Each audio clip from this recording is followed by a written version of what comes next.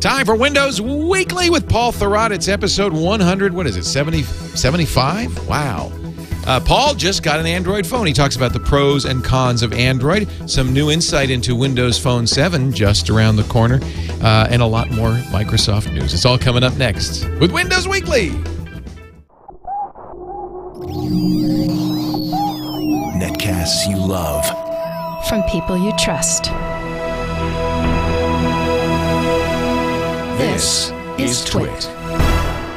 Bandwidth for Windows Weekly is provided by Cachefly at CACHEFLY.com. This is Windows Weekly with Paul Thurrott, episode 175 for September 23rd, 2010. Wrong again, monkey boy. Windows Weekly is brought to you by Squarespace.com, the fast and easy way to publish a high-quality website or blog. For a free trial and 10% off your new account, go to squarespace.com/windows. And by Audible.com. To download a free audiobook of your choice, go to audible.com/windows. It's time for Windows Weekly, the show that covers all the, Windows stuff, all the Microsoft doohickeys. And here he is, Mr. Paul Thurrott, from his home in Dedham, Massachusetts, where he has seven Xbox 360s. Hello, Mr. Thurrott. I only have 3. I'm going to buy a new one. I decided I want to buy the Slim, and I want to buy it with the Connect bundle. Nice. So that's not till November, though, right? That's correct. We had in studio yesterday, Ben from Sony came by with the Move. Yeah, how'd that look? Yeah. Didn't move you. Didn't move me. It's just it's a new kind of controller, which makes it harder to do things that you could do very easily with a regular controller. Right. So I don't get it, and it was hard. And the thing that makes me, and by the way, I had a Wii, which I've lent out because we used it for a week and got tired of it. So maybe it's me. No, that's standard usage pattern for the Wii right there. Yeah, it's for most people. Oh, it really is. They sold millions of them, and I guarantee you that over 90% of them, that's exactly what happened. It's the VIC-20 of game machines. Yikes. Remember that, the VIC-20? Do I remember that? Of course I remember that. It seemed like a good idea at the time. Oh, a computer for $300. Well, there's a reason why it's $300. It can't do anything. It could. There was a fun clown game on a cartridge. You could write basic programs and save them to cassette. You could do that. Of course, you had to buy the cassette player separately. Right. And that was $300 as well. Probably was, yeah. So I think the Wii, now every time I say this, I get a lot of emails from people saying, no, we love the Wii, I play with Grandma. Yeah, no, you'll always hear from the guys that actually use it. Right. My wife uses the Wii. Well, there you go. Almost every day. Yeah, there you go. For exercising or whatever. But, our kids go on and off it. I mean, every once in a while, maybe the cousins visit or something, and Mario Racing gets broken out for the day. Right. And whatever. My kids are too old. They lost interest. But Henry's a gamer like you, so he plays, you know. COD, he calls it, on the Xbox 360. And he has a COD. And he has a PS3. We've discussed this. But I know you don't call it COD. It's not acceptable. Don't call me COD. Wasn't that a Sidney Poitier movie? Don't COD on me. Don't COD on me. But I did play with the Kinect at E3, and now admittedly only for 20 minutes, but it was really fun because you use your whole body instead of just your hand going like this. This is going to the number of heart attacks this thing's going to kill me. Is hard to calculate, but yeah, I'm curious to see it. It's clear that when they first announced it, this thing was sort of it was almost a joke. There's no way this is going to happen. But a few years later, I laughed. Yeah, it was a year before the E3, and was it what's her name was playing with it, and I thought that's silly. But obviously it's come along, so that's good. I think it's clear you don't have to experience these things in person to understand that Microsoft did a much better job responding to the Wii than, say, Sony did. Although, I mean, it took years in both cases. And in both cases, it is copycat. Although having your whole body involved does make a difference. If you're going to copy, you might as well, advance it. Advance it, yeah. And I think they did. I'm actually, I'm really looking forward to it. Now, I may be sorry, but at least I'll have. And I'm not personally looking forward to it. I'm going to get it. I'll write about it. What I'm curious to see is how, if my wife uses it instead of the Wii, if my kids use it, and if they continue to use it, because for a little while it will be the flavor of the month. But January, February next year, we'll see. We'll see how it goes. I don't expect to ever be playing COD. That's a game where you're a Gloucester fisherman. You go out and you're looking for fish. Yeah. The other reason I'm doing it is because I think I've kind of decided after the disappointment of Apple TV, the new Apple TV. Well, I wanted apps. The new one. You want apps? I wanted apps, and that may happen. But I was waiting for it to see. I'm still kind of waiting for Google TV, but I think I'm more and more convinced that Xbox 360 is going to be my home theater PC, really. So I have a wrench to throw into your plans. Oh, crap. Because there's always a wrench. Yeah. There's never anything perfect. And I think this is both the problem with technology and also the reason you and I still have jobs. And it's interesting because I have been using the new 360 in the living room and for the purpose that you're getting to, right? Yeah, and I didn't use the old one because it was too noisy. I tried it and it was so noisy. It was like a jet airplane. I can tell you the new one, it works. It's not completely silent, but you don't hear it. It's very, very quiet. It's nice.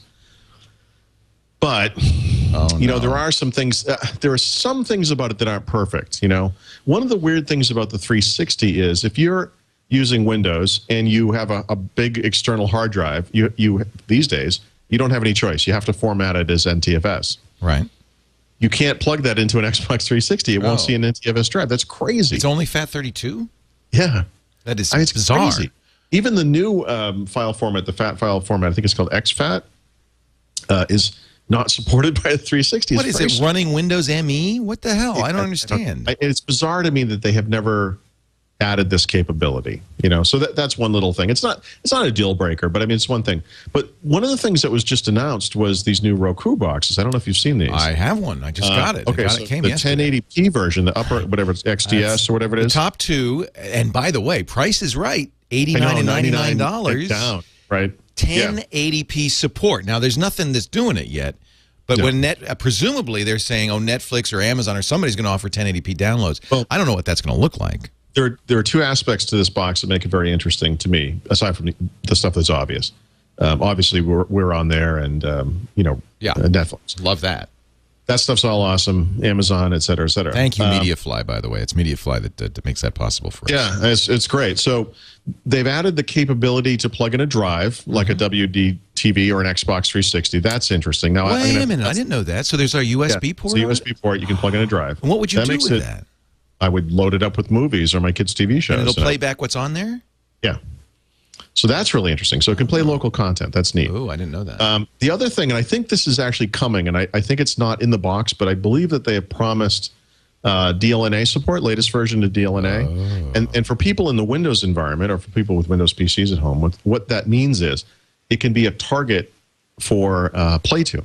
A target, not a player. So, well, you can still play, but in other words, from a Windows PC, you could have content on there and say, I want to play this, but I don't want to play it here. God. I want to play it over on my HD TV through this box. My Droid X is a DLNA device, so I could play video or pictures back from my Droid X to the Roku. That's exactly right. Oh, my goodness. I didn't know that. Yes. That's very exciting. Intriguing. So I haven't gotten mine yet, and I just looked very quickly, but my understanding, I could be wrong about this one, but I believe that functionality is not in it right now, but it's coming. I think it's... Yeah, I think there's a lot of stuff that's, later. I think they rushed it to get out before the Apple TV came out. Before Apple TV, before the Boxee box, before the Google TV. This is going to be the Christmas of boxes. Yes, it is. And it's going to be really interesting to see how this all falls out. So, and that's why I was looking at the Xbox 360 is maybe that's the box, because it does do Netflix. You have to have Xbox Gold to do it, but we have that. Let's jump around a little bit here in the list, because one of the things I wanted to talk about is now to put the Xbox 360 back at the top of the list. There's actually there's two things related to the Xbox. There's a new Xbox Live update coming down the pike, and they're actually doing a public beta. And now, unfortunately, by the time you hear this podcast, that beta might be closed. But, so people watching live should get out there right now. Yeah, I've got information about it on my blog. You can also Look for Major Nelson's blog online. He has information on how to do it. And you just go to the Microsoft Connect website. You need your console information, so you can't do it from work. You need the console ID and the serial number. Unless you have your Xbox 360 at work. Unless you have that stuff memorized. And if or you memorized. do, I'd love you. But there's a bunch of stuff coming in that update. This is the and by the way, none of it's related to video gaming. So it's the ESPN TV stuff that they announced previously, and also that Zune music service.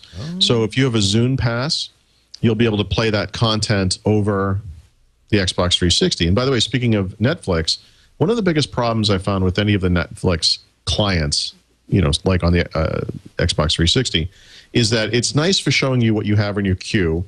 They've added some discoverability stuff based around what you've watched, which is okay. But they don't give you a way to I want to just browse the collection, or I want to search or whatever. So they're actually adding searching functionality into the Xbox Live version of Netflix. Now, I'm sure this is something that will also appear in other clients, but that sort of solves my problem, which is you sit down in front of the TV with the remote and you want to watch something, but it's not your queue, and you don't really see anything in the stuff they're recommending, but there's no real way to browse the entire collection. This doesn't give you a browse, but it does give you a way to search, and I think that's the next obvious step. That's what Google TV is all about, is searching for content across platform. And not worrying about where it's located. Yeah.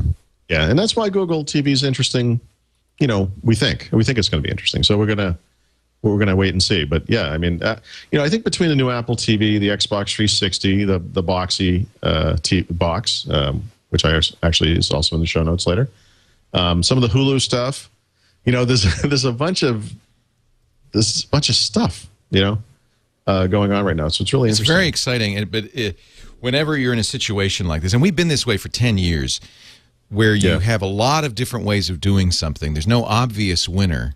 It's confusing for consumers. It's one of the things that holds things back. I mean, if you thought it was bad beta versus VHS or HD DVD versus Blu-ray, that was 2 choices. We've got 20 choices, no obvious winner.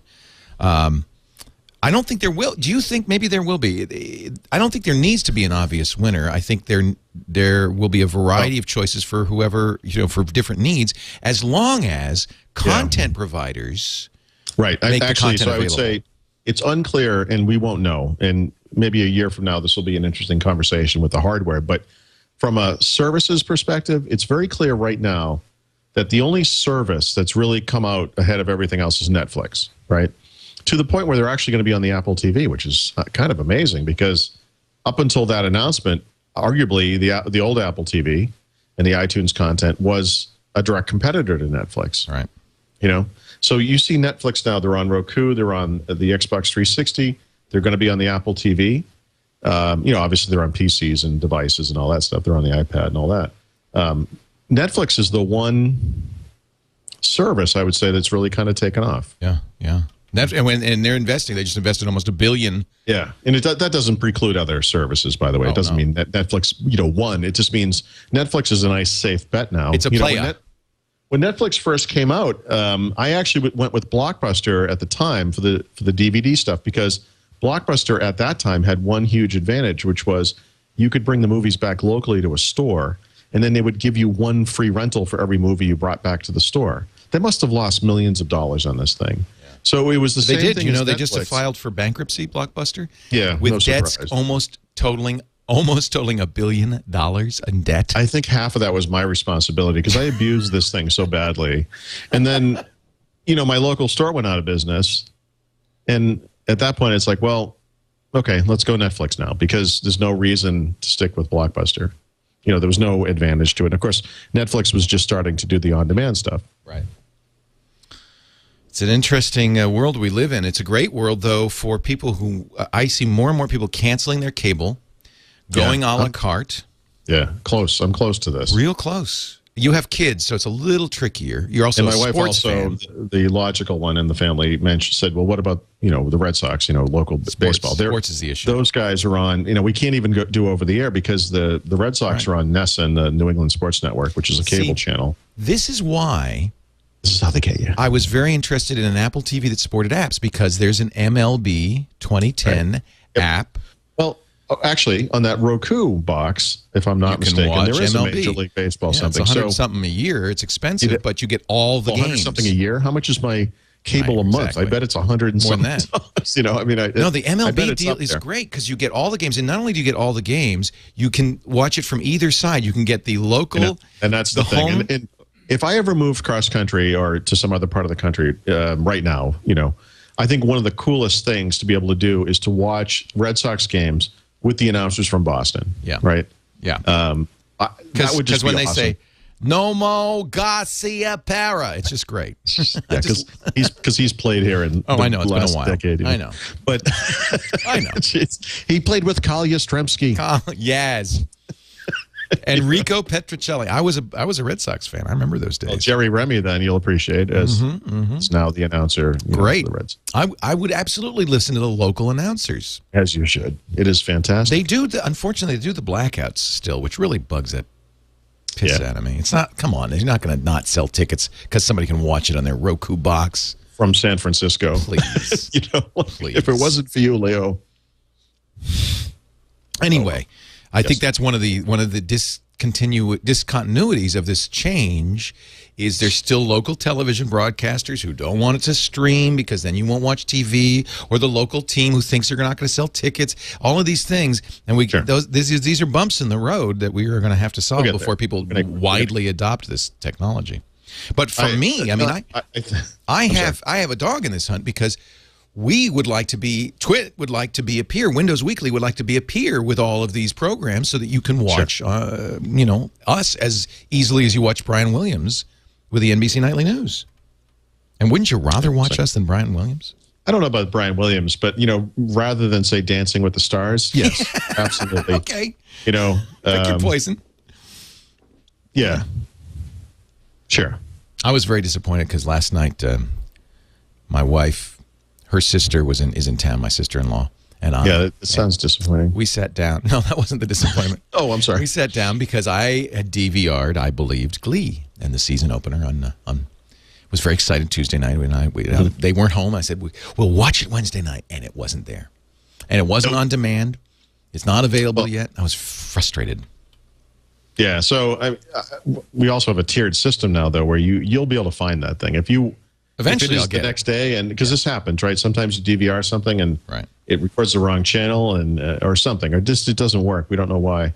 Actually, in many cases, it's my kids have set up recordings for their own ridiculous TV shows. You got SpongeBob instead of Glee. SpongeBob would be a welcome change from what they actually watch, but it's awful. Well, you know, the kids, you know, when you're not quite a teenager, so those they have these shows, tween like shows trainer sitcoms or something. Yeah, those tween shows are awful. Oh, they're just terrible.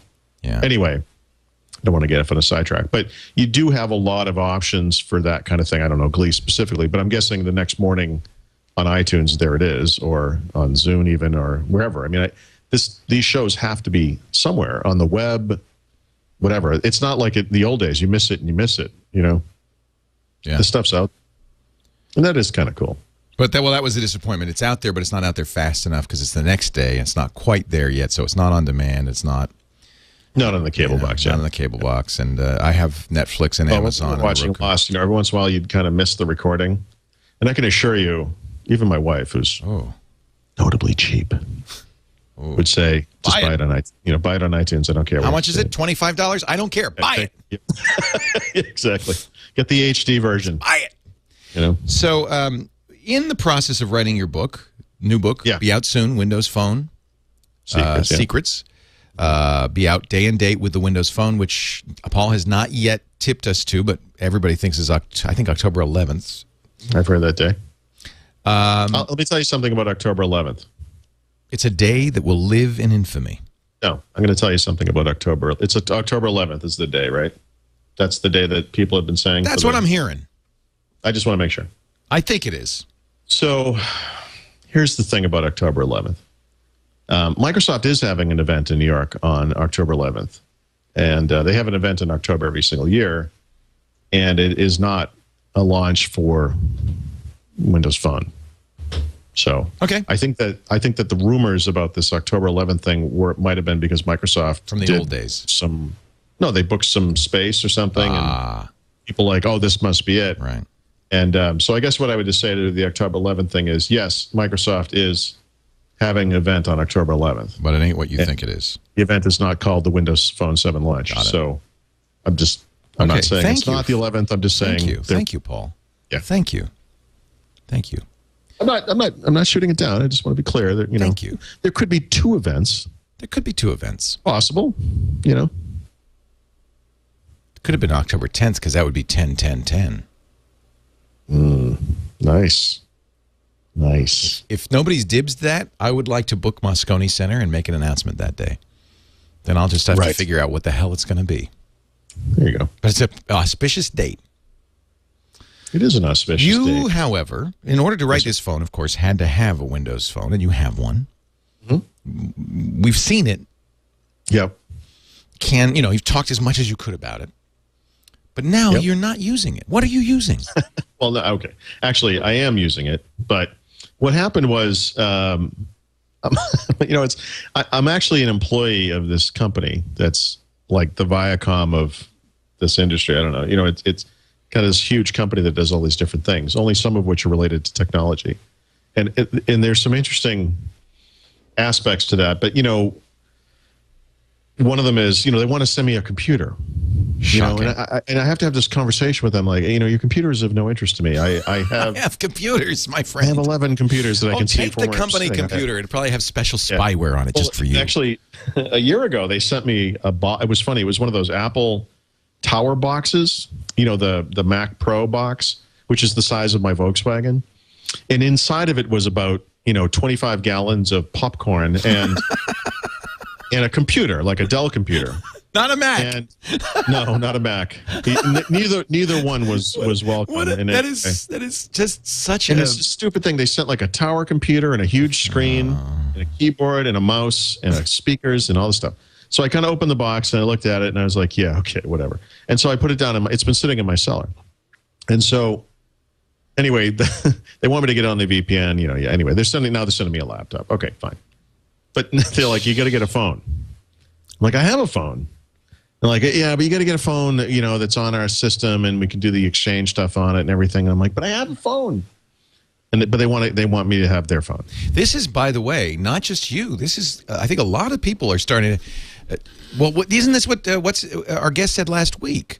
Was that more and more? It's not work choosing the phone. It's the employee choosing the phone, and somehow work has to figure out how to make it work. But I don't know why this just came up now. It's very strange. A year ago, I resisted the phone. And I thought I resisted the computer, but like I said, they sent me one, so I just ignored it. And then now they're like, you got to get a phone. And I said, well, if you're going to make me get a phone, can I wait until November so I can get a Windows phone? And, no, you got to get a phone now. Oh, jeez. Like, all right. So what are the choices? So it's on Verizon. Okay. I'm like, all right. Send me a Droid phone. So I got a Droid X. Oh, you're going to love it. Yeah. I do like it. I like it quite a bit. I've been, playing around with it and using it, and having just written the Windows Phone book, and of course having 3 years or whatever it is of experience with the iPhone, it's very, very interesting to me to see what they've done here, with Android. And I ended up writing about it. It's funny how it happened. It was very organic in the sense that I started out writing a short blog post, and then I said, there's enough stuff here. This could be an article. And then I wrote an article, and as I'm writing it, the direction changed completely. Really, my initial point was just, I've been using this thing for the past week based on my experience with other phones. Here's some of the things that I think high level are interesting about Android, good, bad, or indifferent. But the more I started examining the various aspects of it, the more I came to understand why this thing is number one and why it will always be number one, at least for the foreseeable future. Tell me, because I've felt this way for some time, but I'd like to know what you think. Yeah. So the stuff that's good about it is, well, in my case, with the Droid X specifically, obviously you've got that huge screen. It's the type of thing I prefer. I think me too. Some people might prefer smaller screens, maybe because they're smaller people or, or women or whatever. But I think for someone like me, like this ginormous screen, it's just beautiful, and it's very powerful. It's a very interesting device. The form factor is beautiful. Yeah. I agree. I mean, you feel like it's a skating rink. It's so big. It feels nice too. It's got that interesting kind of grippable rubberized plastic, whatever that is. It feels nice. It's got a nice solid, I like the finish. I even like the bump at the top. I mean, it's very, very thin, Well, the bump at the top is actually nice because you can immediately tell which end is up. Yeah. That's something with the iPhone. You have to kind of feel around for the home button. It's actually a little. It seems a little bit thinner. I should take the case off the iPhone, which is of course a necessity. But it seems a little. Well, yeah, it's a little bit thinner. That's close enough. It's close. To me, whatever. I mean, the screen to me, the screen size makes a big difference. People who are, obviously the Apple Retina screen stuff is beautiful, but I think the bigger screen is a bigger deal. Oh, I agree. It's high res enough, I agree. And I think the ability to the larger keyboard, just a slightly larger keyboard, also makes it more usable. Yep. So the Android OS itself is very interesting because they've arrived here very quickly. And this is the Google style of development where you throw something out there and then you improve it. Right. And you don't improve it in 18 weeks or 18 months. Yeah. It improves and improves and improves. And it's very, very interesting. It's inconsistent all over the place, which I think some people may, find off-putting, perhaps. I mean, there's a certain safety to the Apple stuff, right? It's going to be consistent and beautiful and all that. But this reminds me very much. I'm not charting new ground here or anything. This is the Windows versus the Mac all over again. There's no doubt that this thing's going to win. I think so. It is the sweaty, dirty masses at the gates, and they're going to win. There's no doubt. I mean, they've already won. They have won. Now. I think that down the road, I'm going to have to do some kind of a side-by-side comparison of this system with Windows Phone and iPhone. I think they all are extremely viable. And I think between those three, we're looking at the future of smartphones. I think those three are, in fact, the major, smartphone platforms of the future. I feel like they're all kind of neck and neck. I also like the Voice Anywhere feature. Did you get 2.0 or 2.2 on it yet? Yeah. So now you can dictate anything. You just press, at any point in the keyboard, you just press the microphone button and you can dictate any time, which I think is pretty cool. So there is a dark side to the Android stuff. And I'm surprised that this doesn't get more attention. There are specific features, or actually lack of features, that I find bizarre in something that's actually been around for a couple of years now, right? Like the digital media sync is all over the place. There's no iTunes, there's no one thing. And it's interesting to me, having written about this, the sheer number of responses I've gotten, all recommending different things. There are ways. There's a weird thing with Android when you plug it into the computer, you have to choose through software the mode it's going to sync, connect with. Right, and one of those modes will allow Windows to see it as a hard drive, and then you can copy content to it from Windows Media Player or whatever. By the way, if you do that a lot, you can make it so that's the default, and it always does that just automatically. Right, but it's a thing you have to do and know to do. You have to know about it. But it's very, there is a certain safety, like I said, to the Apple stuff. If you still have that choice in Apple, though. If you mark it in iTunes to use it as a disk, there's a checkbox. No. I know, but I'm saying, in other words. You have some music or a movie or a TV show or something, a podcast you subscribe to. Right. Getting that stuff onto an iPhone is very straightforward. I agree. Even though it's iTunes, which we've agreed we don't like. I don't like it, but you know what? It is straightforward. And on the Android side... Get double twist, Paul. I don't like double twist. I have tried everything. I love double twist. Have you tried it recently? It is just like iTunes. It lets you sync Maybe up that's why everything. I don't like it, It's slower than Get All. I mean, it's really slow. Anyway, it is slow, and they say they're fixing that. Double twist. Double twist shouldn't exist. There should be a Google Media Service, whatever. It's amazing. Now wait a minute, though. I'm not sure that that's a bad thing. I mean, it means that instead of Apple's situation where there's one and only one way to do it, right? You have a choice. I would like there to be a Google thing and then a choice. Okay. In other words, I think and not for me personally. I mean, I can figure this stuff out, right? I wanted to take a screenshot of the screen, so I think there will be. By the way, Google Music's going to be out in the next month or so. Right, but the Android's been out for 2 years. Yeah, I'm saying it just took them a while. It's that iteration thing you talked about. Yeah.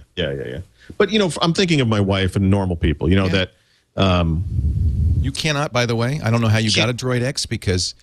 You can't walk into a Verizon store and get one. It is so popular that they're back ordered.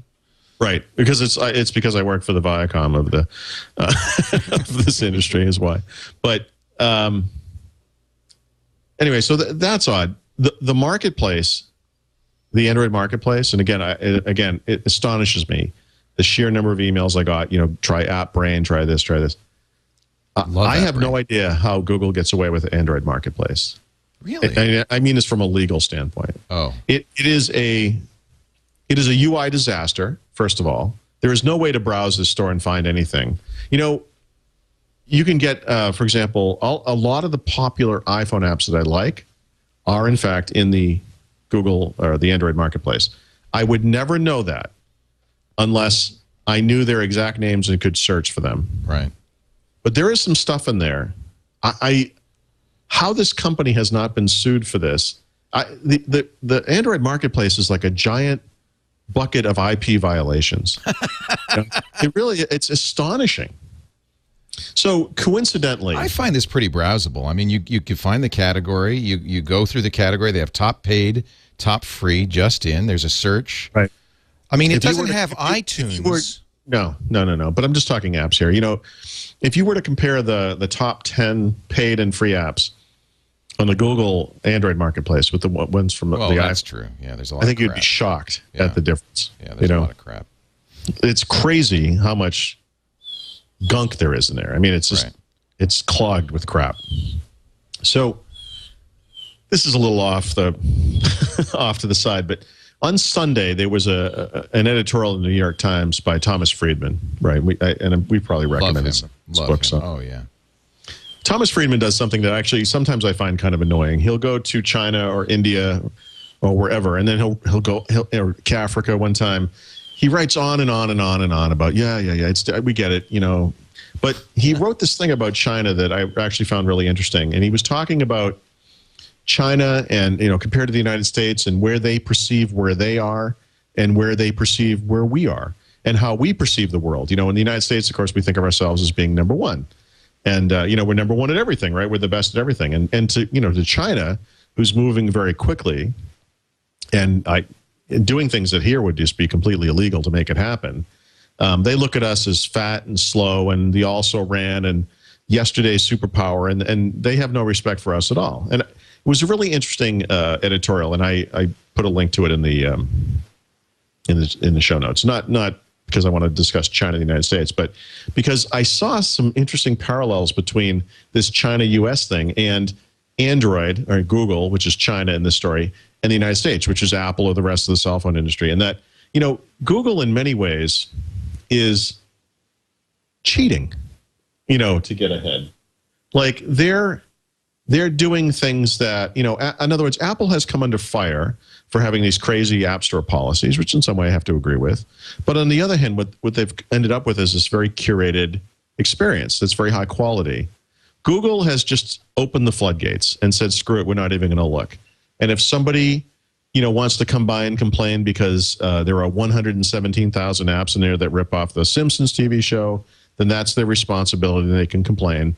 But we would never stop them from making those apps. Whereas on the Apple side, that app would never make it through, to the Apple Store because it's clearly an IP violation. And you think this is good for who? Why?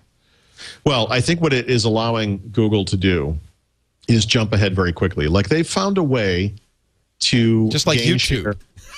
Just like YouTube. That's why YouTube jumped ahead, right? Copyright, massive copyright violation. It's exactly like YouTube. And what's amazing is, Google is so huge and makes so much money. And I mean, yes, you read stuff about Google, obviously, but by and large, no one's really complaining. Microsoft was sued for antitrust violations for the PC industry, but this company, we're talking about, this is kind of like everything here, isn't it? I mean, it's amazing to me that there isn't some governmental oversight of this company occurring yet. It's amazing, and it like I said, it reminds me of the early days of the PC industry, when the Mac kind of pioneered with the GUI and everything, and everyone could see this was the future. And then they just got run over by the Windows clones, the PC clones. And it was like the, the barbarians storming Rome at the end of the, the Middle Ages or whatever. I mean, it's you can just see it happening. It's so clearly happening, So Android is interesting to me. If you're in the market for a smartphone, and you don't mind a little on the edge roughness, I guess I'd call it a Wild Westness or whatever however you want to say it. There is a kind of an interesting UI inconsistency that is across the board in all the Google apps and all the stuff that's on the phone and all that. There are weird differences between the phones. You know, if you get a Droid X or you get this other phone or this other phone, you get different stuff, different versions of the OS, the same version of the OS, but implemented differently. I mean, there are good and bad sides, you know, to what Google does, but it's I just like choice, you know, and there is an Apple, there is a Microsoft, and there is a Google. That's good. It's interesting to me that, you know, Microsoft was the Google of the previous generation of these technology products. That was Microsoft. I mean, there's no doubt about it. Yep. And Microsoft played hard and fast until the U.S. and loose with the rules. Yes, Department of Justice castrated them. Yep. Now, so now we move forward to this to the smartphone world, and of course, Apple is exactly what it was before. Apple's role has not changed. Google is the new Microsoft, but Microsoft's still around, you know. So Microsoft, when you look at their smartphone strategy, they're clearly cutting the middle between those two strategies, right? They have some of the aspects of the Google choice stuff, but they also have some of the aspects of the Apple curated stuff, you know, in the marketplace and so forth. So they've decided to go down the middle road, and it's going to be interesting to see how they do, you know, in the market. But I think in the future, in the not too distant future, there are very interesting comparisons to be had between, you know, the iPhone Mail app, which supports the unified inbox and all that stuff, the new Google Gmail app that just came out, which is very interesting on Android, and then the Microsoft Mail application on Windows Phone, which is also excellent, but doesn't support the unified inbox stuff, but I still think has the nicest presentation, you know, font-wise and so forth. I just think it's a beautiful looking application and a great way to read email. And there's a lot to discuss, I think, going forward between these three platforms. But I get it. I think the point behind the Android stuff isn't so much to dump on Apple, which some people kind of read into this, which wasn't my point, but rather to explain that, you know, it's understandable why this Android thing is taking off. I mean, I get it. You know, it's really kind of an age-old strategy in many ways. Oh, yeah. But it's very modern because that's how websites work now, and then thanks to things like Ruby on Rails, the used to be you'd come up with an idea, polish, then go public. You know, you'd have your beta 1, 2, 3 ready to manufacture, then you go public. That's a different world, yeah. Now, get it up there, put it out there, and iterate. Find out what people hate about it and change it. And Google comes from that mindset. We talked about that Roku box, same thing. You know, it's a different mindset. And this is the, you know, a thing I've tried to explain to Microsoft, and sometimes I feel like they actually get it, but that, you know, they're competing in a different world, and the way you used to do things doesn't work. You can't update this thing in 18 months. But you're starting to see it. You know, they just today, I don't have this in the notes, but they released another round of updates to Office web apps. Fantastic. I was so afraid with Office web apps that they'd ship that thing in June, and then maybe next June or the following December, Web Apps 2.0 would come out. And you know, that would have been game over, but they've already updated it twice. Neat. You know, so it shows me that those guys get it.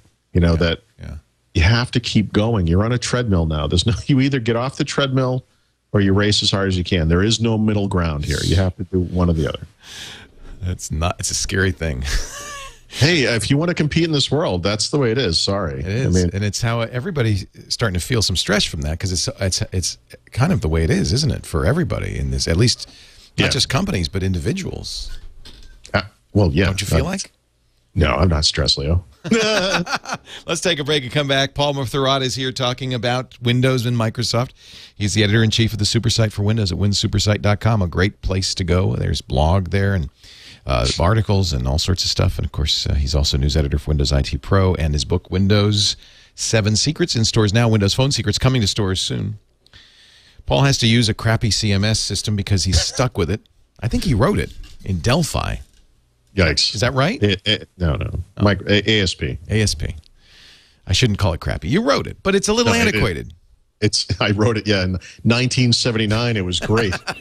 As someone who has tackled the content management system conundrum, I think you probably appreciate the folks at Squarespace.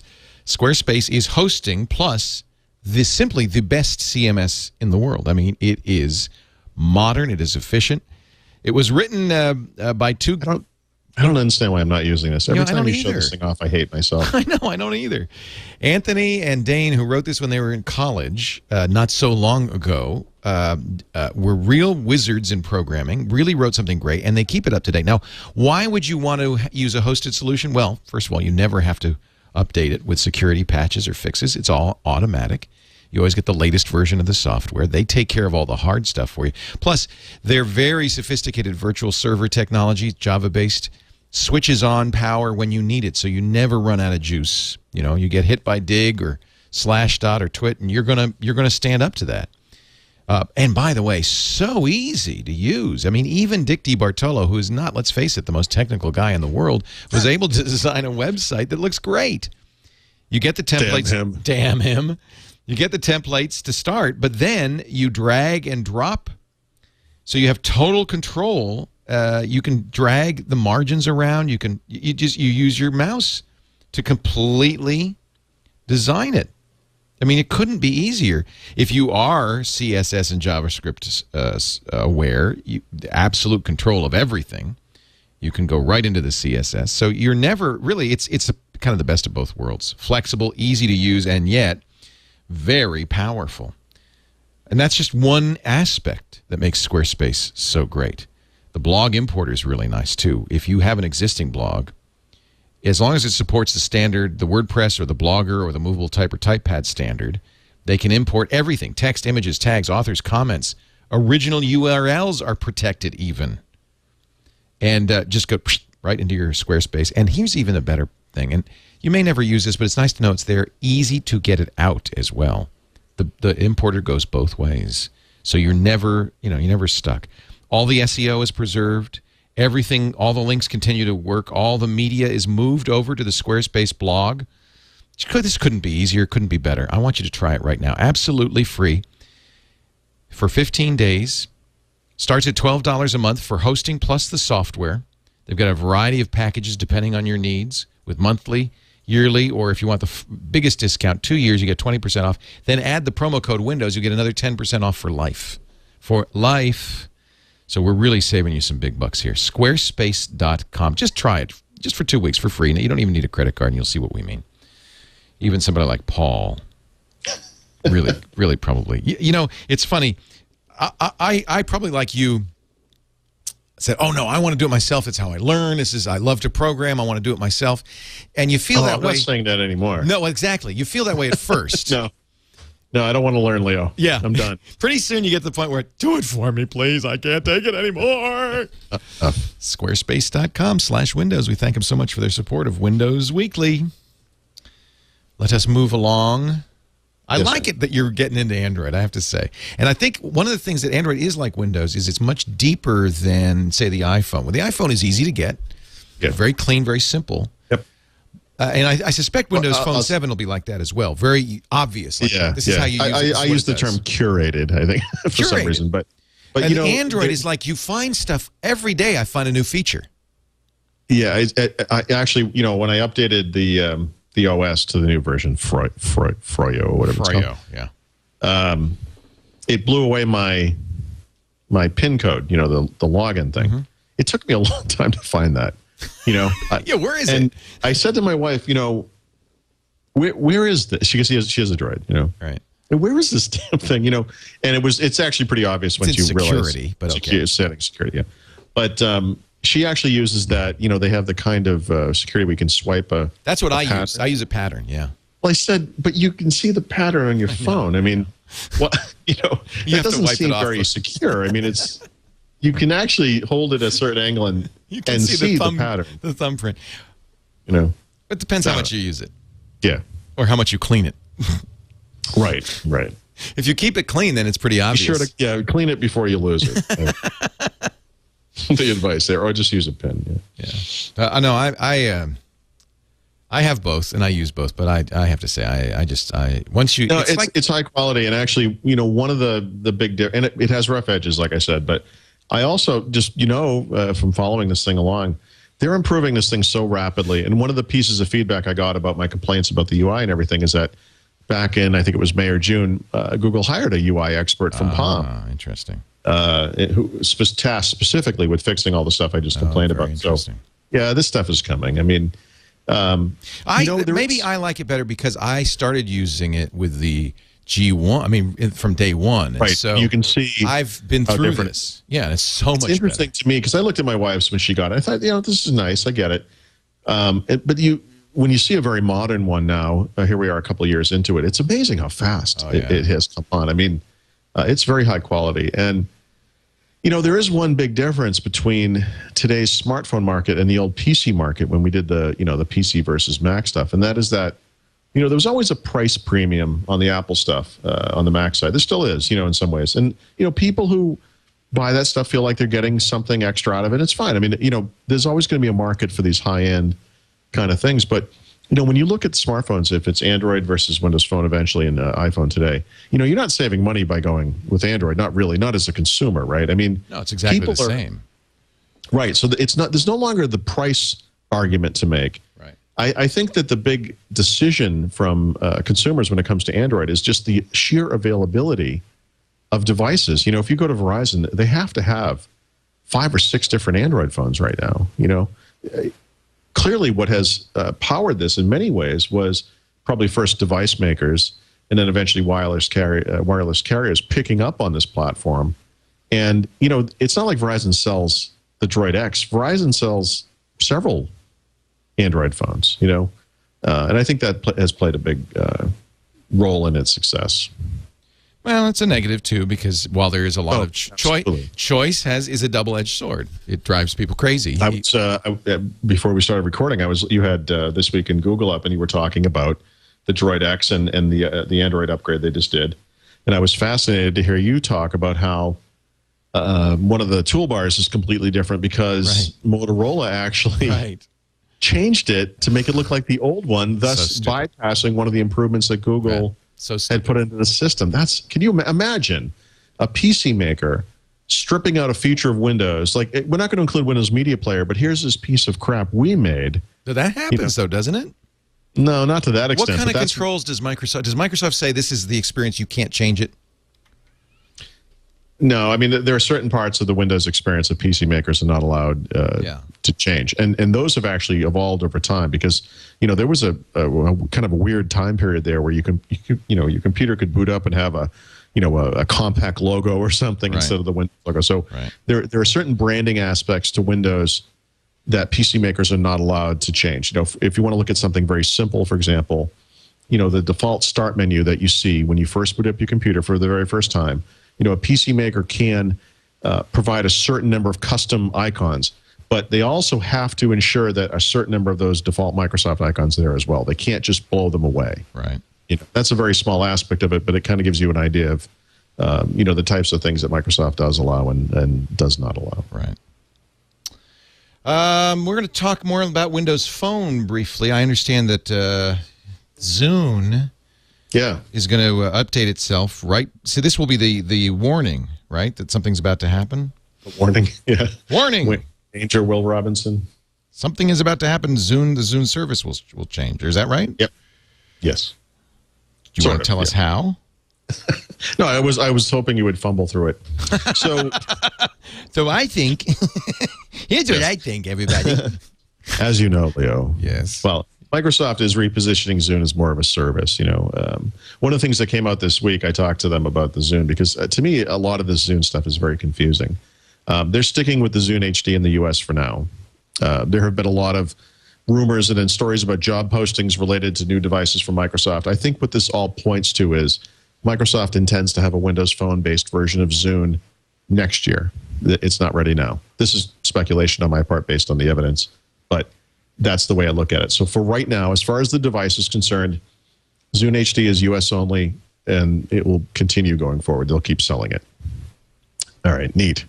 But what they are doing is expanding the services side. So we're going to have a new version of the Zune PC software, which is Windows Phone compatible, version 4.7. So I've got probably a beta version of it now.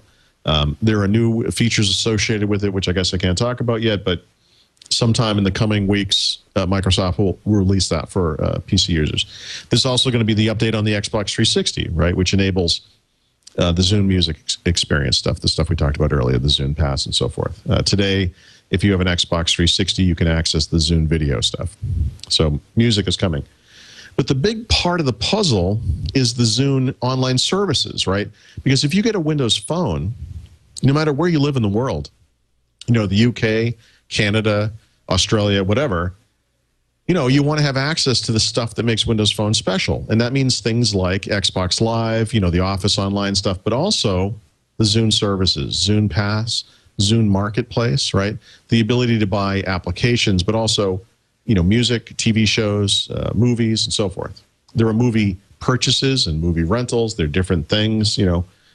So Microsoft made this announcement this week, or actually it might have been late last week, early this week, I don't remember, but they made an announcement in the past week where they said, okay, here's what we're doing. And it's like a mess. So they're expanding the Zune services around the world, but not in an even-handed fashion. So I'm going to have to look at a list because there's no way I could keep this in my head. But I think the way it's going to work, let's see if I can get this straight, is that if you live in France, Italy, Germany, Spain, and the United Kingdom. Already, I'm confused. And 20 other countries. Yes. You will gain access to the next version of the Zune PC software. Cool. And I think what that does is that maps to the countries in which Windows Phone will be initially available. So is Australia in that list? Because we got two guys in here from Melbourne. I don't know. Mm-hmm. No, they're saying. Well, actually, I think for the Zune PC software, yes. Yes. Okay. But I think that might be literally the extent to which. Yeah. Now, what that gives you with the Windows Phone. That's the land of Tim Tams. Yes. The chocolate straw. The chocolate straw, as we call it here. Yeah. What that gives you is the ability to plug your phone into the computer and exchange digital media content with it. So if you have movies, TV shows, music, photos on your PC, and you want to sync them to the phone, that's how you do that. Also, if you've taken pictures with the phone's camera and you want to transfer that to your computer, also that's how you do that. And this is where then it gets confusing. So Zune Pass, right, which is the all you can eat music subscription service. This is going to be made available. Right now, it's only available in the United States. Okay, starting sometime in October, it will be made available in France, Italy, Germany, Spain, and the United Kingdom. For I want to say it's roughly the same as the cost of the United States. It's €9.99 per month, or £8.99 in the United Kingdom, compared to $15 in the United States. And it works just like it does, or it will work just like it does in the US, right? You'll get the 10 free downloads every month and all that stuff. So that's Zune Pass. And then, let's see, there's more. There is a difference between the availability of movie rentals and TV show and movie purchases, which is so dumb. So, for example, if you want to buy movies or TV shows, actually you can do that in Australia. Also in Canada, France, Germany, New Zealand, and the United Kingdom. But if you want to rent movies, actually, Australia's in there too. You can do that in Australia, Austria, not the same country, Belgium, Canada, France, Germany, Ireland, Italy, Mexico, the Netherlands, New Zealand, Spain, Switzerland, and the United Kingdom. I don't blame Microsoft for any of this. This is just an example of the crazy interlocking, publishing rights, DRM, insane content creation, and every country has its own stupid, It's just tough because you want it to be simple, and of course you do. All that kind of stuff. So, but I'm sure Microsoft wants it to be simple too. Apple wants it. Everybody wants it to be simple, except the content right holders who want to make. The problem, though, is from the perspective of Microsoft, or I should say, from the perspective of a consumer, you're buying into something. You want you want this platform. Apple is very pervasive. Their stuff is everywhere, pretty much, and it's very simple. Wasn't always that way, though. You know what? No, but they're not competing with Apple from 3 years ago. Well, they're competing with Apple now, and it makes it difficult. So, I wish it was simpler, but depending on where you live, and of course, I have not mentioned every country in the world, right? So, and I've also not mentioned every country in which Windows Phone will be made available. So, some of the natural questions that follow are like, okay, well, I live in whatever country. Oh, so for example, Australia. Your friends there are from Australia. So people from Australia will of course, gain access to the PC software. They'll gain access to movie rentals. They'll gain access to TV show and movie purchases. What they won't gain access to Zune Pass, at least not initially. Now, Microsoft has left open the possibility that this stuff will improve over time, but for right now, that's what we have. So it's a confusing picture, at launch. And actually, one thing we did not talk about last week, because it literally happened, I think as we were talking, is the rumors about Microsoft not launching Windows Phone on Verizon were true. And actually, it's not Verizon specific. It turns out that CDMA, right? CDMA, so Verizon and Sprint, right? Or Verizon and Sprint. It's just AT&T. Is it maybe T-Mobile? I guess it's T-Mobile. So the initial release of Windows Phone that's coming this year will only be on GSM networks, which in the U.S. the major ones are AT&T and T-Mobile. Right.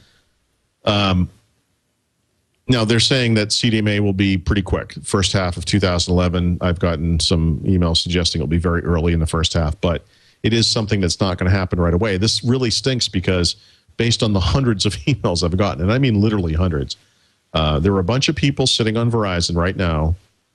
They don't have access to the iPhone. They're not interested in Android for whatever reason. Their contract has expired. They're waiting. They've heard about Windows Phone. They're excited about it. Jeez. And now you have... And I can't get it. 6 more months maybe, right? Yeah, that's not good. Tough. It's tough, and I wish they had communicated this earlier. Right. It's a tough thing to drop that bomb at the last minute.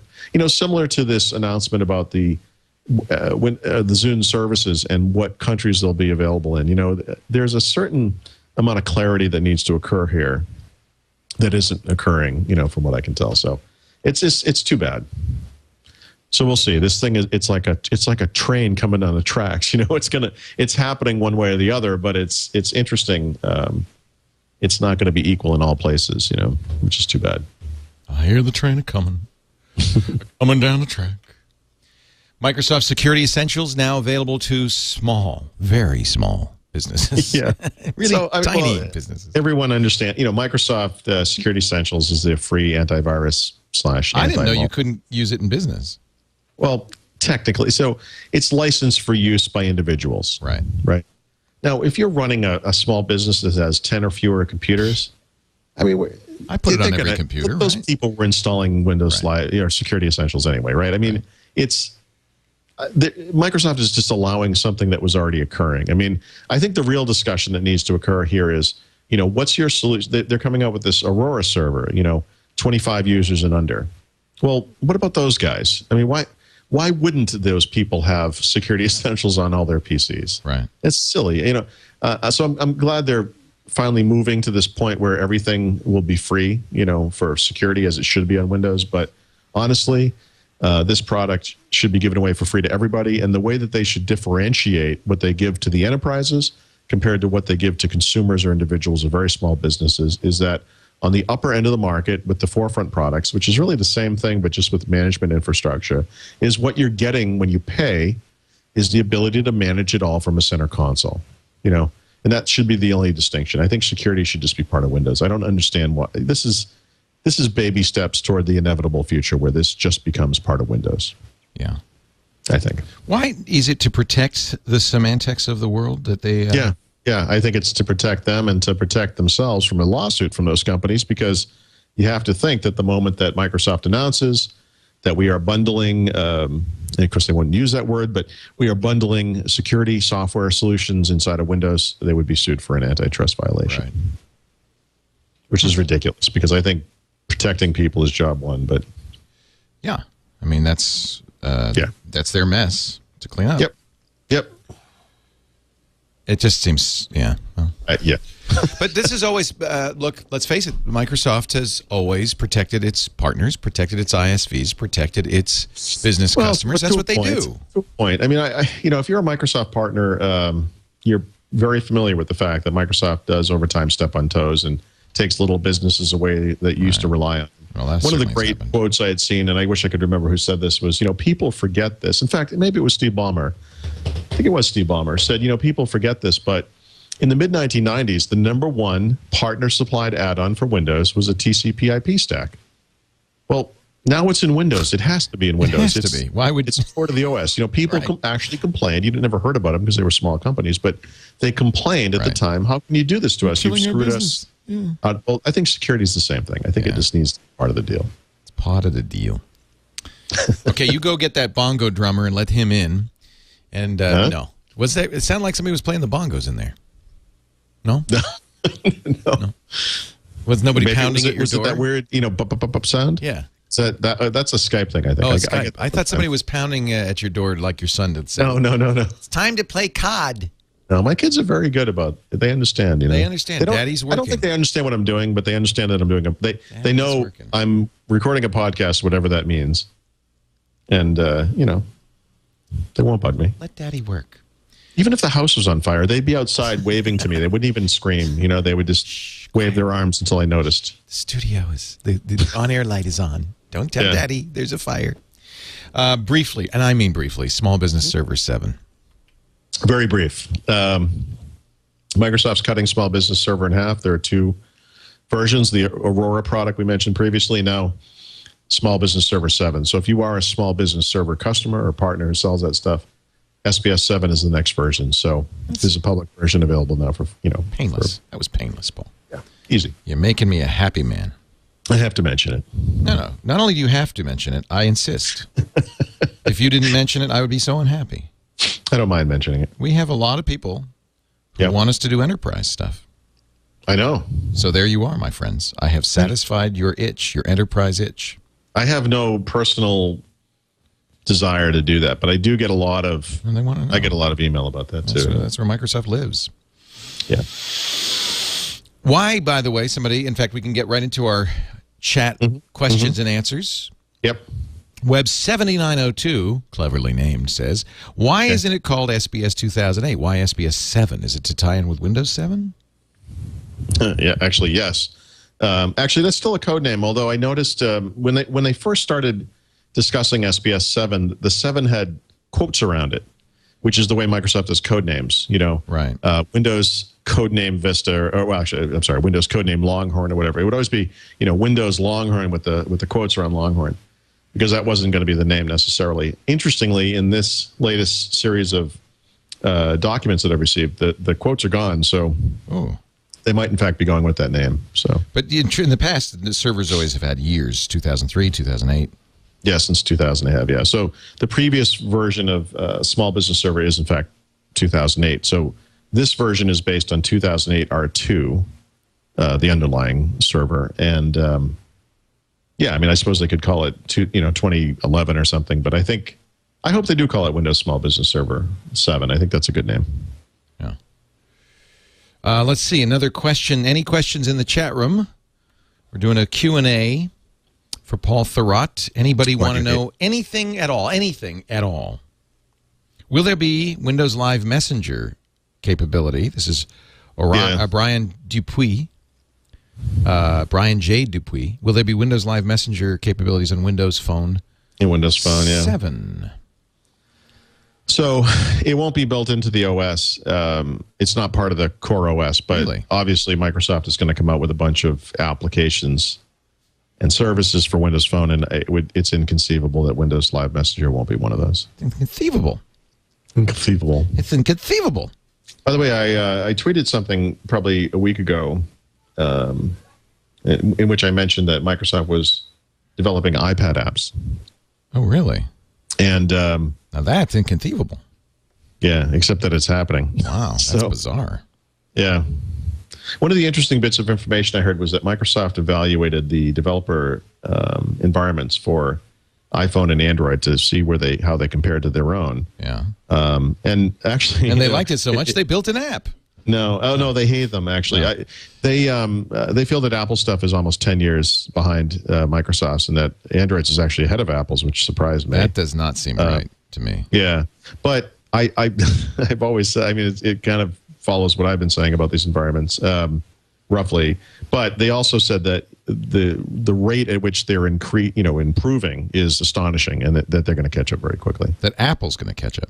Both of them, yeah. With Microsoft. Yeah. The Microsoft, it is a huge advantage of the Microsoft side. The Android solution is all open source. It's Eclipse and Java SDK and all that stuff. So it is kind of what it is. Unless, but it also means that somebody could come out with a superior editor. Somebody could come out with a superior Well, it has both the advantages and disadvantages of all open source development. Yep. So it could go either. I think it could go. It's hard to predict. In other words, it could go any way, any way and every way. Whereas actually, Apple, I think the real future of this stuff is going to be the cross-platform stuff. And that's going to take a while, and it's going to be ugly at first, but eventually, we're going to have decent tools, possibly from Adobe or some company like that allows you with a single project to target all three environments. I would have bet that Java would be the way, and that's of course Java is how you develop for Android right now. Well, no, I think it's going to be in other words, it will create the code in the proper language ultimately, but that you won't have to learn Objective-C or Java or C# or Visual Basic. It will be some, something else. P code thing, whatever, who knows. So hopefully something largely visual that you tie things together visually and then write some scripting code or whatever it is, Let's see. SteadyState. We know that it is gone, oddly enough, in Windows 7. Are they going to bring it back in any way? No. That's it. I thought it was such a great product. I know. It's funny. It's funny the questions I get. You hear that one a lot. Yeah, I get that one a lot, which is curious because a lot of people don't even know what SteadyState is. But well, we've talked about it, which is probably why you hear about it more. I mean, we've flogged it a little bit more. Right. So no, there is no Windows 7 version of it, and there will be no Windows 7 version of it, is Microsoft's response. And I'm trying to find it. There is a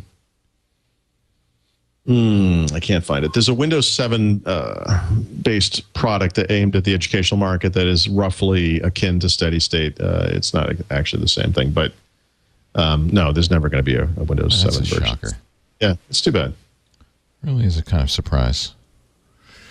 Let me see. We're still looking at questions from our chat room. If you're in the chat room, just put my name in it. It'll turn up red, and that way I'll be able to see. Windows Phone 7 availability in Scandinavia. Any word? No, I don't know anything about the particular countries.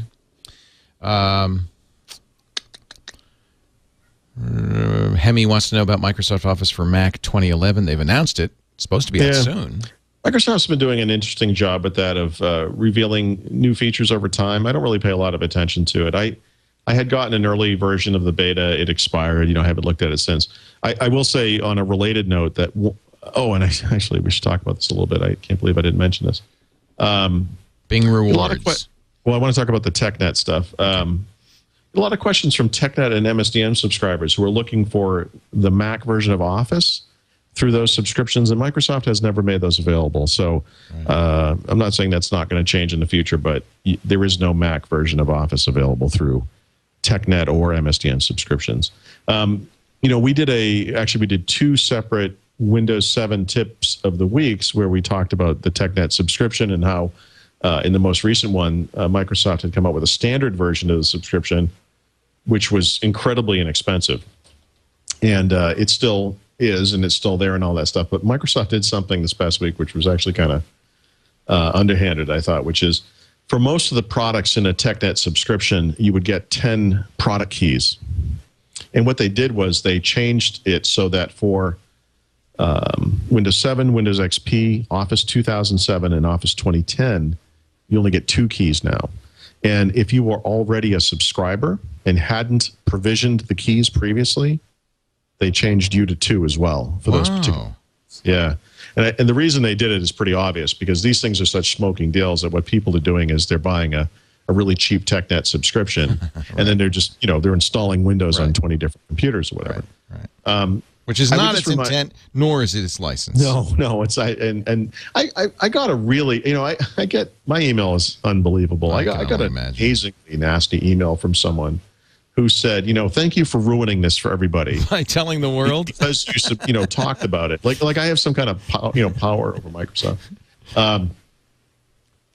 It was a secret, Paul, and you told everyone. And there was also the very direct, not an insinuation, an actual accusation that I have somehow misreported what this is for. That I've recommended that people could just use this willy-nilly, whatever. I've always been very upfront about what this is for. My point is that a lot of the people who listen to this podcast, a lot of the people who read my website are IT pros, And one of the things that's very difficult, you know, for me I have connections at Microsoft and stuff. If I want to evaluate Microsoft software, I can ask and they'll give it to me, and I can do that. But if you want to increase your job skills and learn more about other products that might be tangential to what you're doing, or you want to move into a different area, whatever it is, you know, you can't. Most people cannot walk into Fry's and buy a copy of Exchange Server. I mean, it's very expensive. You know, this is a way to evaluate the software. It's a way to you know, to hone your skills and learn more about other products. That's what it's for. It's always been that way. So even under these new restrictive rules where you only get the 2 product keys for certain products, this is still an incredible deal.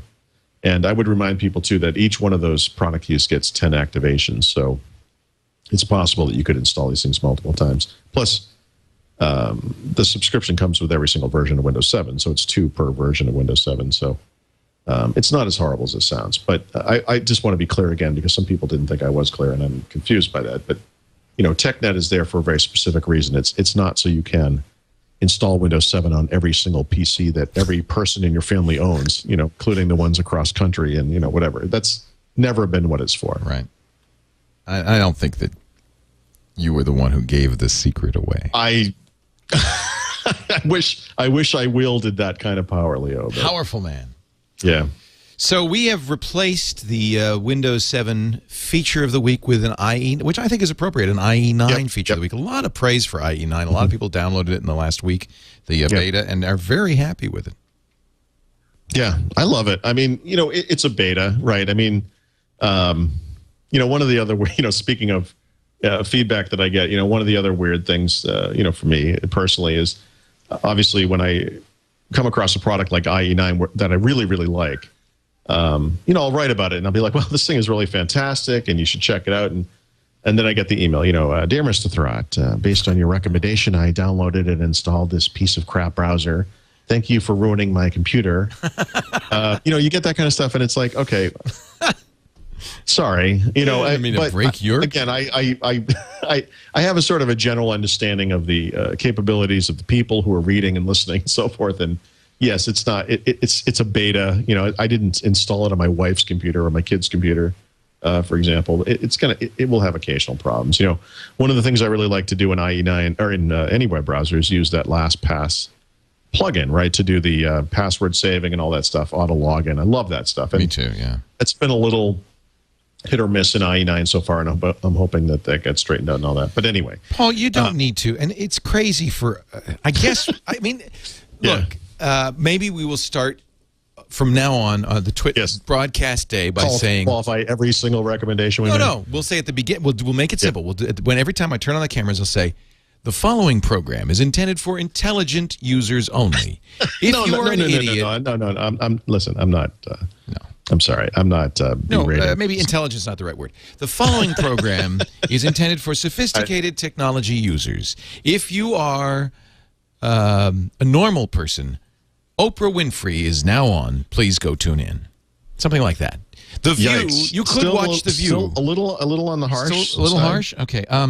The following program. The problem is, you know, people have different experiences, right?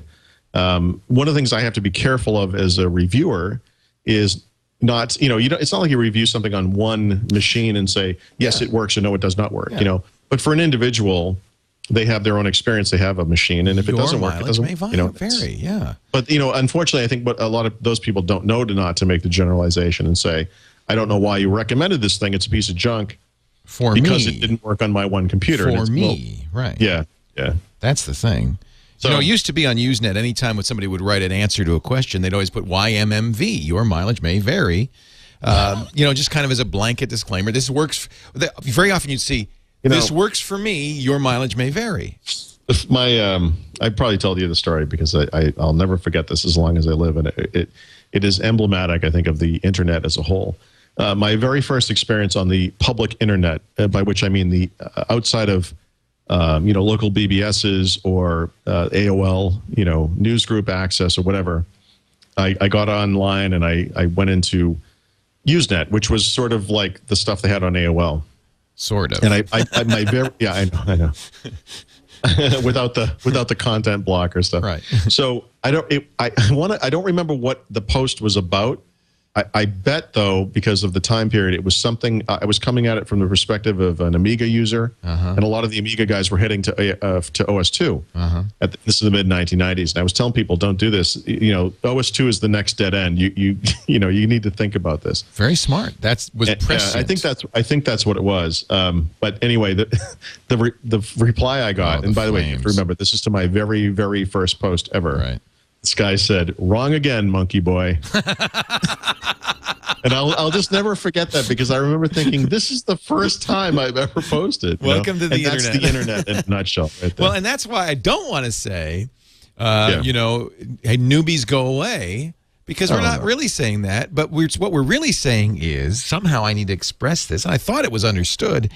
What we talk about here is we're coming from the point of view of sophisticated technology users.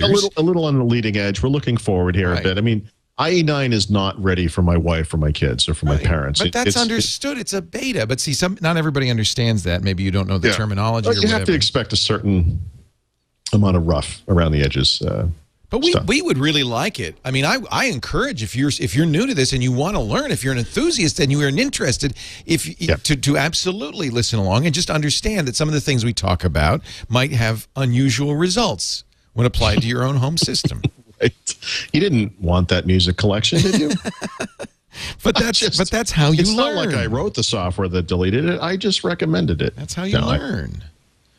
And you can't hold us, you know, hard. You got to hold us harmless. I mean, sure. I try not to be over the top, whether I'm condemning something or recommending it, you know, regardless. But I mean, I actually, IE9, for whatever it's worth, I wish they could have somehow gotten this done in time for Windows 7. It is, in many ways, the ultimate companion for Windows 7, because it is really designed in the same way, and it's just wait a minute. When 7 came out, wasn't it still IE7? I don't think that even 8 was out yet. IE8 was out, yeah. It was. I was just thinking about this. You know, we tend to think of IE releases as being tied to Windows, but the truth is, for the past several releases, each of them has come out between Windows releases. So IE7 came out before Windows Vista.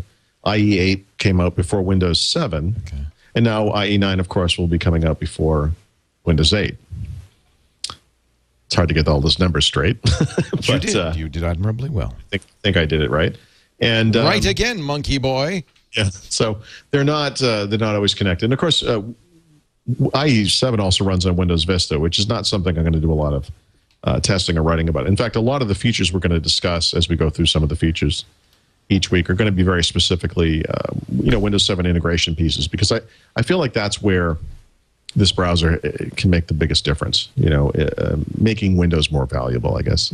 It's really kind of a neat thing. Now, that said, the feature I wanted to talk about this week has nothing to do with Windows specifically, but one of the things they did do in this version of the browser is completely overhaul the notification bar.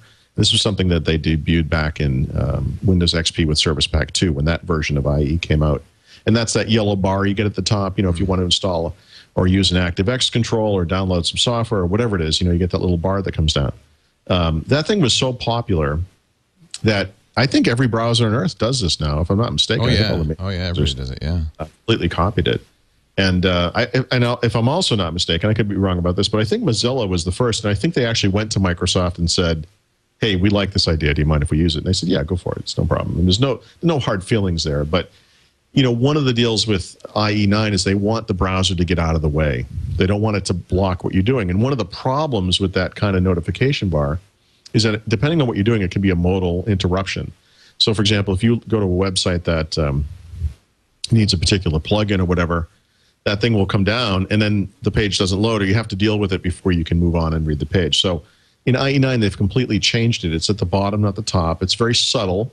It's not in your face, and it's not modal unless it's something dangerous, right? Which, because that's when you want it to stop. Yeah. You know. So it's actually really nice. In fact, in some ways, it's funny. These things seem at odds with each other, but in some ways, it's almost too subtle because it's at the bottom of the page. It's very easy to miss.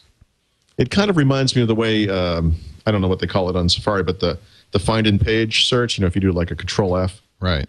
It pops up there in the corner, and you're looking around like, where's the? It's like the status. I don't even know that it's there, you know, because it's so subtle. Right. On the other hand, it also tends to pop up maybe a little too frequently. So one of the typical examples I've seen is, well, two, I would say. One is it does a performance check every time you load the browser for the first time against the add-ons. And if the add-ons are taking too long to load, it will pop up and say, hey, you can speed up the browser if you disable add-ons. There's no real way to get it to do that without setting the bar so high that even the slowest add-ons won't trigger this thing, which is kind of the opposite of what you look for. Yeah. So yeah, that's kind of tough. Yeah. Like, what I would like is to be able to go to an individual add-on and say, for example, one of the ones that always flags is LastPass. Well, I want LastPass to load. I don't care how long it takes. Right. Stop asking me about that one. It doesn't do that. Right. The other one that you see all the time is, I've just lost it, is, what's the other one? Oh, I'm sorry. I go to Gmail all the time. Mm-hmm. So on Gmail, and this is very odd. You'll notice this in Chrome, too, if you use Gmail with Chrome. Gmail you can load through HTTPS, but not all of the content is secure. So if you load it in Chrome, you'll actually see a little warning up in the address bar. Right. Some parts of this page are not. Right. Yeah. Now, same thing. In IE, you get that.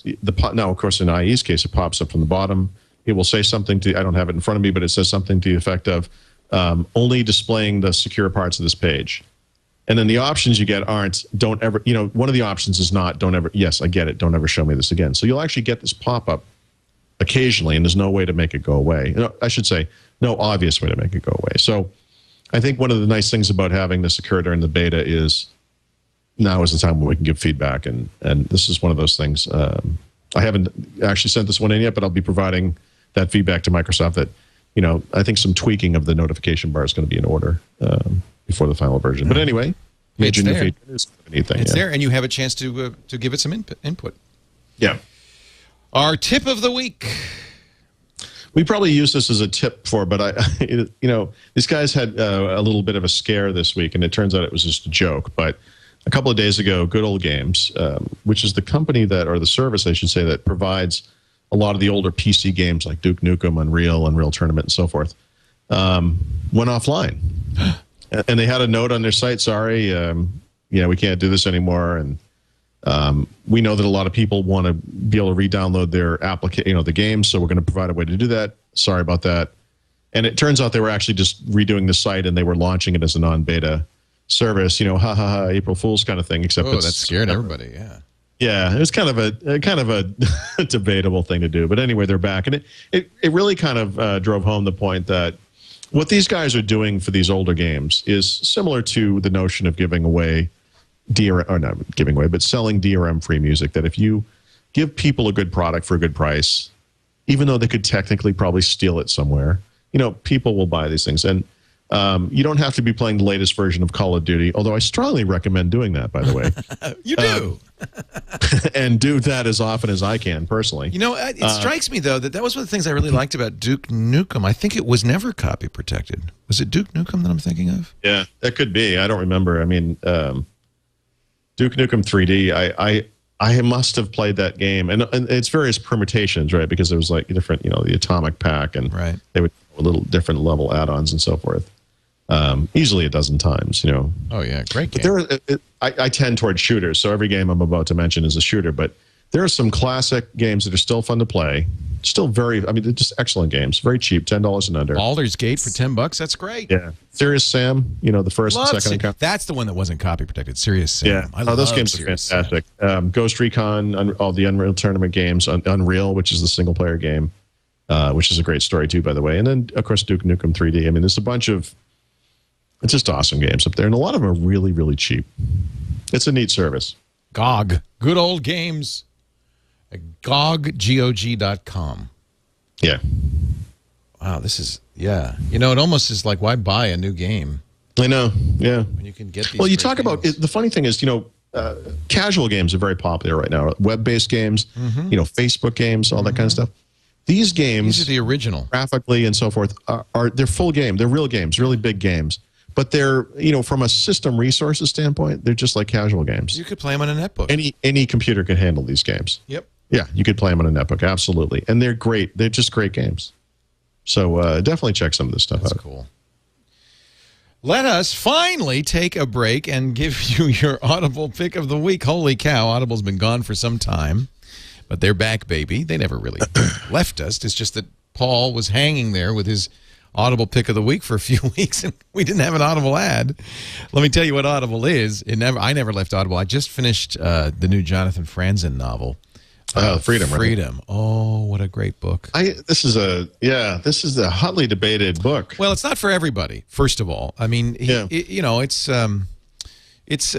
not plot driven. It's character driven. It's very surprisingly political, which is, I imagine, where I was going to say also, speaking of that China versus the U.S. thing, it's a kind of a commentary on the way we live our lives and the things we think are important and all that. That's an interesting cover of Time magazine a couple of weeks ago, and a long book, but I think 24, 25 hours, and not for somebody who wants to read thrillers or mysteries or sci-fi. I mean, it's not a plot-driven book. It is, but I loved it. It's one of the best books I've ever read.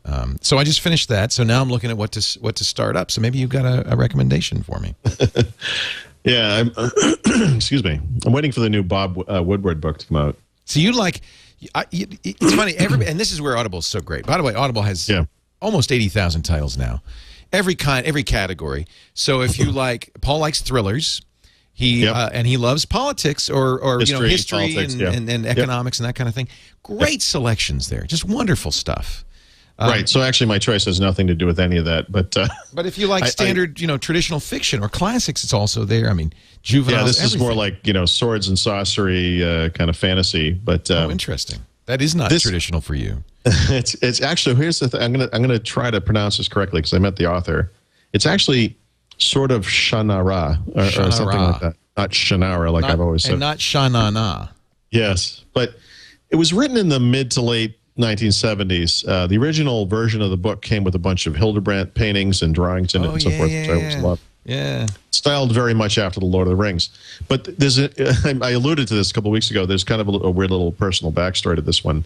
When I was in the 6th grade at the elementary school across the street from my house, there was a fantastic teacher who got me into all of the, in fact, I was part of an accelerated reading program that took place before school. And that year before school, we were in this extra class for extra credit. And we read The Odyssey, The Lord of the Rings, and The Hobbit and The Lord of the Rings. In 6th grade? And Beowulf. Wow. You had a good teacher. And maybe that was it. But separately in English class, this woman, Mrs. Roberts, who unfortunately has passed on, she handed me we had to do these book reports, and you would write the book reports in these little blue notebooks. And she handed me this book, The Sword of Shannara by Terry Brooks. And she said, this book is very, very similar to The Lord of the Rings, and I think you're going to love it. And she says, I want you to read this for your next book report and let me know what you think. The thing was 726 pages long. She had faith in you, Paul. So she gave me 2 book reports to do it. In fact, it took 2 books. But it was interesting to me because I was really kind of kicking off this phase where I was really into these kinds of books. Mm-hmm. But even as a 6th grader, I could tell that this book was like, I describe it almost as a Lord of the Rings ripoff. It is at every level. And I mean, the characters, the situations, the place and sort of time the pretend time that it takes place in and so forth, the events and everything, all have direct analogs with the Lord of the Rings. Like it's like he broke down the Lord of the Rings, renamed the characters, renamed the places, and then put it all back together again.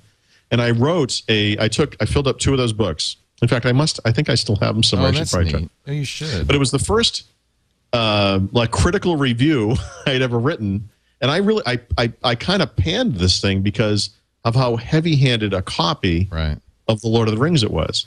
This is where Paul's personality was formed. Yeah, it was right here. And but the funny thing is, I actually love this book. It is a great book, and for all the same reasons that The Lord of the Rings is a great book. What it doesn't have that the Tolkien stuff has, of course, is the invented languages, which he actually did invent languages, and the crazy history and all this stuff, and I would say also the historical and mythological backbone that is Tolkien important. was an Oxford Don. I mean, come on. Right. So instead of written by a genius professor, it was written by a normal American guy. But it's actually a good book. And for whatever it's worth, the second book, Elfstones of Shannara, or Shannara, or whatever, is much less derivative of The Lord of the Rings. In fact, there's no real parallel there at all.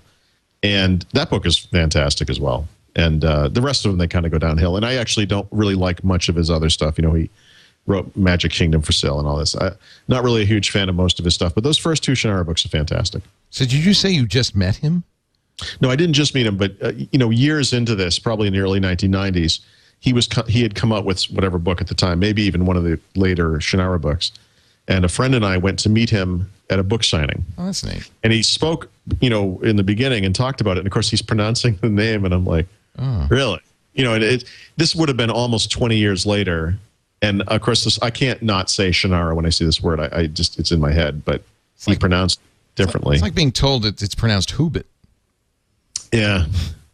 So one of the things I do to people when that I don't know if this was during the podcast or earlier, but we're talking about people who have names that are kind of common but spelled differently, or names that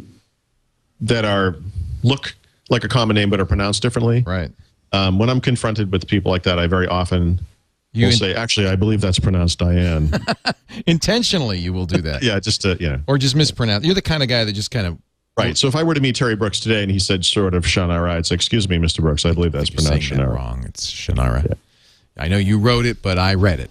Sorry. So there. Yeah. Well, get the short of Shannara or Shannana. Is Bowser in it? No. It is book one, the Shannara. But you say it's worth reading, and then there's a whole bunch. It really is. It's fantastic, and like I said, in printed form, this thing is 720 something pages long. 26 hours to listen to. It's a big story. They do have an abridged version. I have to say, I don't mind long books. Freedom's very long because you get into it, and then you don't want to. I was driving, I was doing completely pointless trips. By the way, I don't appreciate that book has the same name as the Daniel Juarez book. Oh, no. Daniel Suarez's book is Freedom TM. Gotcha. Okay. Trademark. But I'm sure Daniel's not real thrilled about it either. Especially since... I know it's become like a publishing. It's like a huge monster book. Yeah. Yeah. Damn it. Read both, actually. Freedom and Freedom TM. They're both excellent books. Yeah. Oh, yeah. The Sword of Shannara. Now, here's how you get it for free. You go to audible.com/windows. Shannara. That's how you say it. You just said it exactly right. Yeah. Shannara. Because I kind of intuitively. Shannara. Yeah, I pronounce You're good at that. Yeah. You should be on TV or the radio. An announcer type. Yeah. I think I see a career for you. Could do that. The Sword of Shannara. I'll say Shannara right, but I'll call it a Shord. So the Sword of Shannara is available for free for you if you go to, whoops, not there. Go to audible.com/windows. I keep outing myself with this stupid Wii Rule game. By accidentally pulling it up on the camera. I'm doing a little redesign, you see. They've added the boatyard and a lake and a little boat that can sail around the lake. So I'm doing a redesign, that's all. It's not that... Go to audible.com/windows and you can get your free book just by signing up for that gold account. That's a book a month. And that's easily the most economical way to listen to Audible is get the subscription. And then your first month and first book are free. You can cancel at any time. Audible.com/windows. Thank you, Audible, for your support of Windows Weekly. And now, before we wrap it up, as usual, Paul has a software pick of the week. Did you? You haven't got a Boxee box yet, have you? No, but I'm going to pre-order one. I'm excited. I'm a little concerned it doesn't say when they're going to be available. Yeah, it's pretty cool. CRD. I wonder what that means. CRD. Well, I just got an email about my book. I believe, if I'm reading this correctly, it's going to be in stores on October 25th. You hear that? That's me tapping the keyboard. Is that the sound? Okay. Yeah. So I was doing this, and that's the sound? That's the bongos, yeah. Oh, maybe I was doing that. I have a nervous twitch. I'm like, will this podcast ever end? Yes, right now. The Boxee box by D-Link, which is not been released, but it can be pre-ordered. It's more expensive than I thought it was going to be. $199 at Amazon. $200. I mean, yeah.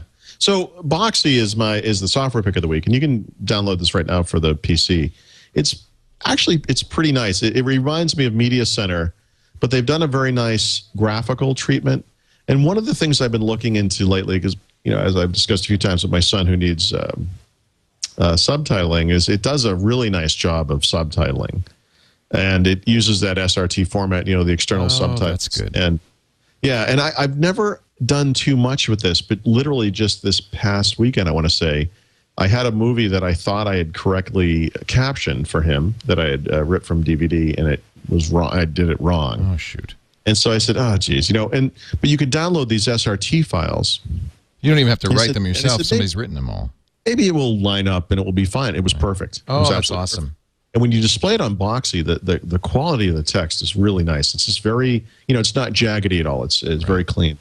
So, but what, Boxee does, and what, obviously Media Center is kind of heading in this direction as well, is that it's internet services oriented, right? It's looking for content that's available online. And it's been popular enough that, like you said, that a D-Link is actually making a box. Yeah. Which looks awesome because it looks like it's falling through the table. It's so cool looking. You have to kind of see it to understand what I mean. Yeah, I mean, there's a picture of it on the if you're watching. But this is going to be one of the many Apple TV type competitors coming out this year. So hopefully this comes out soon. I want to see People love Boxee. There is a TWiT plugin for Boxee, so if you're using the software, you can watch us on Boxee. Well, and it's in many ways like the Android of the TV set-top box world, or set box software world, I guess I'd say, because it's open and people can build onto it and all that stuff. Yeah, something to check out. And again, it's rather than trying to pick a service that's going to be a winner, like Netflix or Hulu or whatever, I think that solutions like Boxee that can connect to all the important stuff are going to be important, and that's why the Roku box is interesting, and Xbox 360, and we'll see. I mean, Apple TV, like we said, is opening up to Netflix too, so Boxee is definitely in the running, and it's software, so it's something you can very easily check out and can use locally on your Windows-based PC. Get your Boxee here. Well, we're out of time, but that was a great show. If you want to know more about things Paul talks about, he does write about this all the time at the SuperSite for Windows, winsupersite.com. Of course, his books, the Windows Vista Secrets, Windows 7 Secrets, and the soon-to-be-released Windows Phone Secret, we said October 25th. Yep. Yay! You heard it here first. Does that mean that's when Windows Phone comes out? And does that mean zip? Yes. It means that is exactly what it means. It is? I don't know. What do you say? Maybe. 7. No, wait. So, good. I don't know what else to say. twit.tv/WW is the place to go if you want to download the audio or the video of this show. We make both available. And, of course, if you have iTunes or the Zune Marketplace, you can just find it right there. Paul, Rob Greenlee is so great about making this show a feature show most of the time on the Zune Marketplace. Yeah. Thank you, Rob. Yeah, and let me see. You can watch us do this at live every Thursday, 11 a.m. Pacific, 2 p.m. Eastern Time, 1800 UTC, live.twit.tv. And we will more and more, I think, do the Q&A through chat. So if you've got a question for Paul, that's a great way to get a quick answer. Yeah. Love doing that. Paul, we'll see you next week. Thanks for joining us. Thank you, sir. On Windows Weekly. We have 2, not 1, but 2 commercials today, which is good because it is the end of the quarter. Which means who are they? Well, you'd like to know, wouldn't you? It's Squarespace and, yes, Audible. If Audible wasn't advertising in a show, I was just going to hang up and leave. Sort of Shannara finally gets its due. No, screw them. I'm doing a different one.